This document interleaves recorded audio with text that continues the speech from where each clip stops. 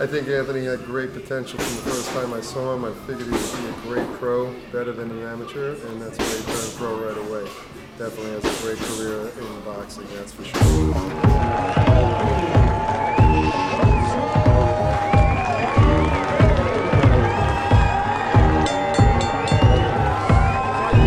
Cornerman in the history of boxing. I wish he was here tonight because he knew Anthony very well. And down goes Osborne. Those fast hands of Karperis did it. You wonder, can Osborne recover from it? His eyes are glassy. Sullivan looking at him. Yeah, that's a barrage of punches, both head and body. Oh. There it is. Fight's been waved off.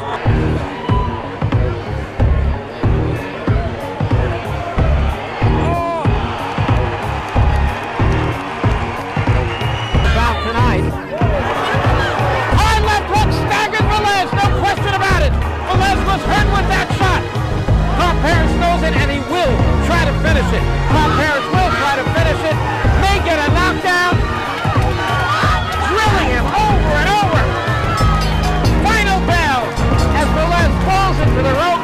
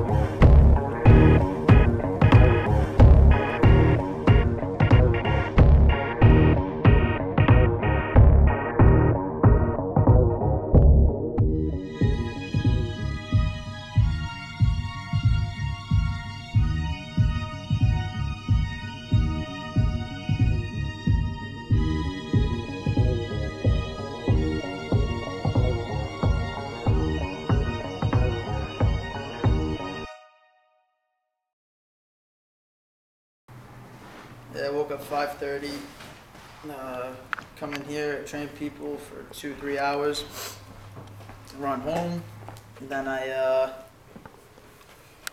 come back to train. Between boxing and training, that's what I'm always doing. I'm always training people, always boxing, always getting ready for my next fight. My next fight's actually February 23rd at the Paramount in Huntington. Supposed to be fighting a guy by the name of Justin Johnson. I was supposed to fight him in Atlantic City. That fight fell through the actual day of. He was a last-minute replacement, and what ended up happening was he was coming from Pittsburgh, Pennsylvania. Got there 8 hours or so. Got to Atlantic City in 8 hours, and long story short, got there a little later than usual. But yeah, he missed the weigh-in by like an hour or so. In the rule book, you're allowed to make it up until the day of the fight, 1 o'clock. And the commission just gave us a hard time, so ended up just spending the weekend in Atlantic City. But picking him up for this fight again, and he's good. He's scrappy. He's been around. I think his record's like 3-3-4. So he's got 4 draws, so he knows how to spoil the fight. And make it this is gonna be a 4-round fight. So he'll be able to make it a tough fight, and he likes to box, which I haven't fought someone that really likes to box in a while. So it's good though. I'm getting great sparring in. I got sparring guys like Chris Algieri, Richie Neves, Mike Brooks. I actually just sparred with Paulie Malignaggi. He's the welterweight champ of the world. And it's good. I mean, I've been just training hard, and today today's going to be a little more of an intense training session. I'm going to be doing intervals, some pad work, bag work, and then later on I got to run, and then I go back to training people. What motivates me to box? I mean, I got into boxing, I was into martial arts when I was about 12, 13 years old, and Arturo Gatti was my favorite fighter.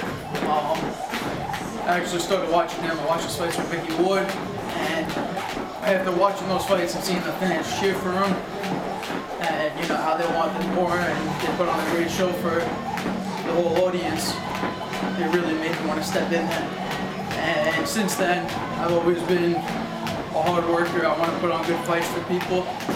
I'm not really a safety first fighter, even though I do have a lot of defense, but I use my head work a lot. And I think that's very crowd pleasing.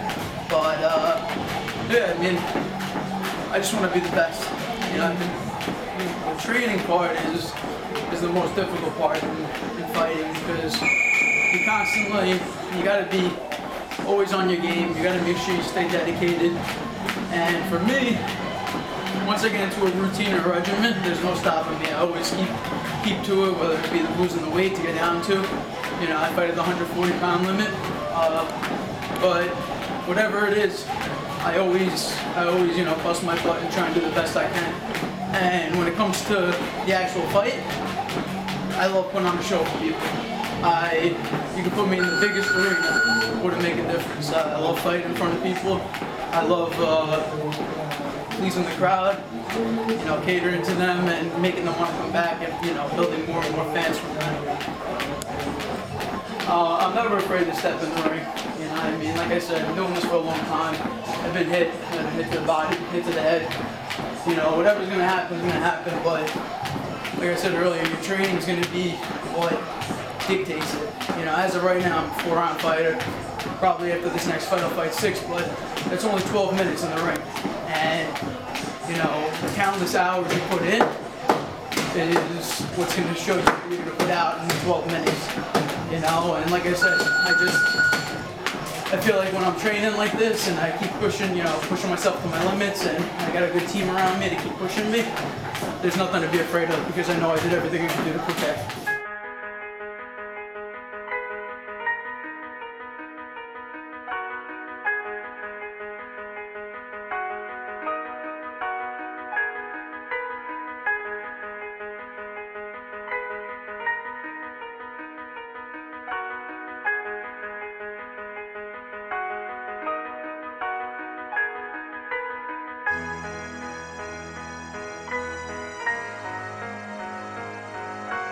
Probably a mixture of Marquez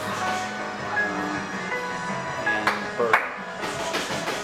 Speed and power, and very calculating strategy.